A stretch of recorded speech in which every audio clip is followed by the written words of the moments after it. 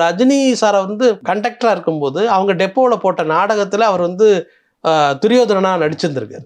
ஆன்மீகம் சம்பந்தமா ரஜினி சார் வந்து எப்படி இருப்பாங்க அப்படிங்கிறது எல்லாருக்கும் தெரிஞ்சது. ஆனால் அதையும் தாண்டி அவருக்கு ஆன்மீகத்தை பற்றின ஒரு கருத்து ஒன்று இருந்திருக்கு, வேற ஒரு கருத்து, ஒரு பார்வை இருந்திருக்கு அப்படிங்கிறத அன்னைக்கு நான் தெரிஞ்சுக்கிட்டேன். அப்போ மகாபாரதத்தை பற்றினா இந்த ஒரு ஒரு காட்சி அமைப்பை பற்றி அவர் வந்து சொல்றாரு. அவருக்கு வந்து அந்த மகாபாரதத்தில் பெரிய அந்த கதாபாத்திரங்கள் மேலே பெரிய ஆர்வம் இருந்திருக்கு, பெரிய இன்ட்ரெஸ்ட் இருந்திருக்கு அப்படிங்கிறத நான் அப்போ பேசும்போது தான் தெரிஞ்சுக்கிட்டேன்.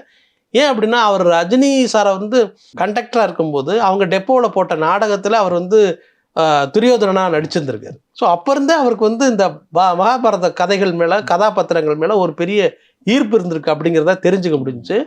அப்போ சொன்னாங்க, இந்த மாதிரி சில விஷயங்களை வந்து அவர் அதை வந்து விவரிக்கும் போது அவருடைய பார்வையும் அவர் சொன்ன விதம் பார்த்தீங்கன்னா அப்படியே ரொம்ப சிலுத்து போனோம். அப்படி இருந்தது. ஏன்னா அவர் சீனா வந்து சொல்றாரு, இவங்கெல்லாம் பத்திரிக்கையாளங்கிறத மறந்துட்டாரு, இவங்கெல்லாம் ஆடியன்ஸ் அப்படின்னு நினச்சிக்கிட்டு அவர் வந்து அவ்வளவு டீட்டெயில்டாக சொல்றாரு. தமிழ் சினிமாவிலே சிறந்த திரைக்கதை ஆசிரியர் யாருன்னா அது ரஜினிகாந்த் தான் அப்படின்னு இளையராஜா அவர்களே மேடையில் வந்து வெளிப்படையாக பாராட்டினாங்க. ஸோ அப்போ வந்து அவர் சொல்லும்போது தான் தெரிஞ்சது அந்த மகாபாரதம் அந்த கேரக்டர் வந்து எப்படி இருந்தது அப்படின்னு.